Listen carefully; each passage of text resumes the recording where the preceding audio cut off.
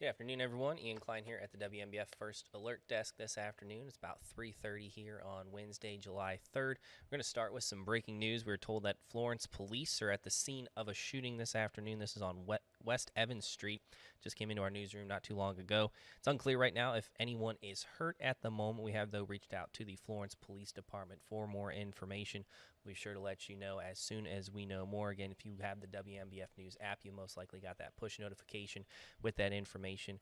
Erica Edwards will have the latest on WMBF News first at 4, as well as we work on getting more information on that story.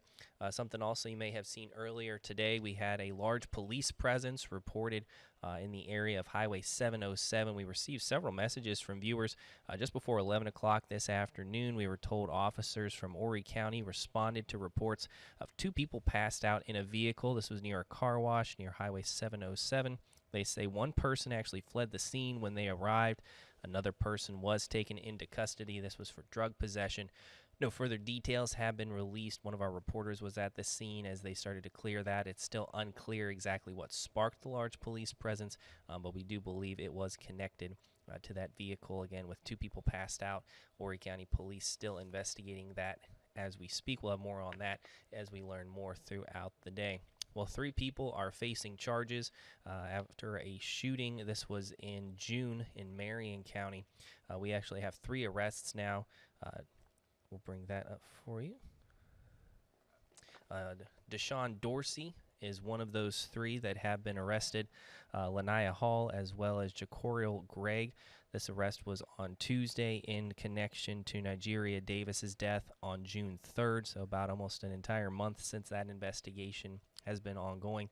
Marion Police Chief Tony Flowers says that officers were initially told a 3-year-old shot and killed Davis by accident. However, after an investigation, police determined Dorsey was the gunman. He is now facing multiple charges, including murder and unlawfully placing a child at risk.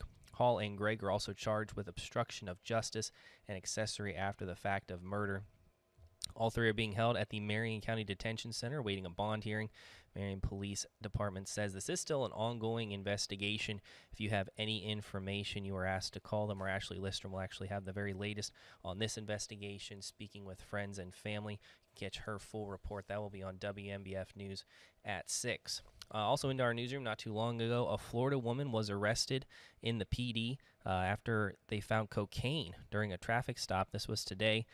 Carmen Roman out of Orlando was pulled over on Interstate 95, originally for speeding. That stop eventually led to a search on her vehicle where nearly 3 kilos of cocaine were found. Roman was now booked into the Florence County Detention Center. She is awaiting a bond hearing on that. Well, Julie Richardson, she has been following this story out in Longs. Several shootings in the area.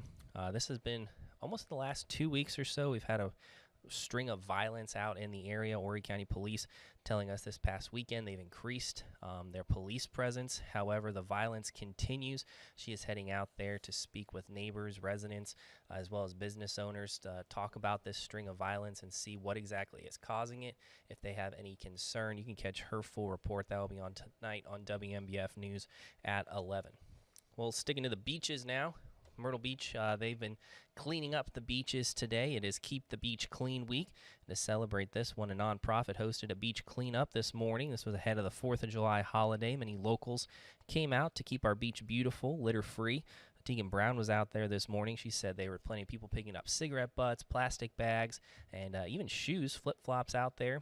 Volunteers found a lot of litter. This was just along that beach line. Again, Tegan was there this morning for the cleanup. She talked to some volunteers as well as some people within the organization about keeping our beach clean and beautiful, especially this time of year when so many vacationers come out. Expecting a pretty big crowd, especially as 4th of July kicks off here tomorrow. You can catch her report. That'll be on WMBF News first at 4. And sticking with the heat, heat is the name of the game, especially along the Grand Strand. And first responders, well, they're going to continue to go after those calls, even with that heat reaching a triple-digit heat index. If you know many people venturing outside, it has been pretty cool these past few days if you're a local. Still hot if you're from the north area coming down. And the first responders expecting plenty of vacationers out here this weekend. And if you can imagine having to respond to a fire, and that's heavy jackets or thick pants, having those smoke masks on, running into a burning building. That's what our first responders will still have to do this past weekend, especially with a lot of fires we've noticed in the years past, especially when it comes to the fireworks going on. And even Myrtle Beach police, they'll be out there patrolling in their navy blue and black uniforms, so obviously the black absorbing the heat. Our Stephen Schlink, he was able to speak to some first responders about how they will be responding to the call of duty even on the busy 4th of July weekend. You can catch his report on WMBF News at 5. And of course, with the 4th of July, well, that comes fireworks. The 4th of July fireworks will be kicking off here fairly soon. We got in the city limits, there are still rules. You can only use those fireworks from 7 to 10 o'clock at night, except for the 4th. That will actually go till 12:30 at night. Safest place, though, the city encouraging you is to leave it to the pros. The city, they will have their free show tomorrow night at 9 on 2nd Avenue. That will be over by the pier. You can also head over to Broadway at the beach tomorrow. And the Pelicans, they will have their fireworks show here tonight following their game against the Charleston River Dogs. Here's that information for you. Again, the 2nd Avenue Pier starting at 9, Cherry Grove Pier at 9:30, Barefoot Landing in Broadway starting at 10 o'clock. And again, if you'd like to go out this evening and catch some July 3rd fireworks, that will be at the Pelicans game. You can go out, buy some tickets, watch the game, and then afterwards get yourself a really fun fireworks show. They always do a great job here in the Myrtle Beach area. Myrtle Beach Pelicans, always entertaining as well. And we've also got another story we're working on with the Myrtle Beach Golf Cart Parade. We'll have Samantha Hoffman out there at on WMBF News at 4:30. Always kind of a fun 4th of July tradition. Everyone gets to deck out those golf carts and head on down. So we'll have more on that. And, of course, you can head on over to our website, and then we can actually have this 4th of July guide. Pretty cool, great information for you right as you go in. Don't even have to look too far. And there is a full guide of everything that you need as far as 4th of July goes. Salute from the shore. That's always a great 4th of July tradition. This has all the times you need to know, as you can see, kind of starting in our area around 1 o'clock, and then it will go all the way kind of down into the Pawleys Island area. And it goes pretty quick, how fast those airplanes do go by. But if you have a chance, you can see the F-16 starting around 1, going all the way down to Pawleys Island by 1:06. The C-17 around 1:05. That'll go to Pawleys Island around 1:15.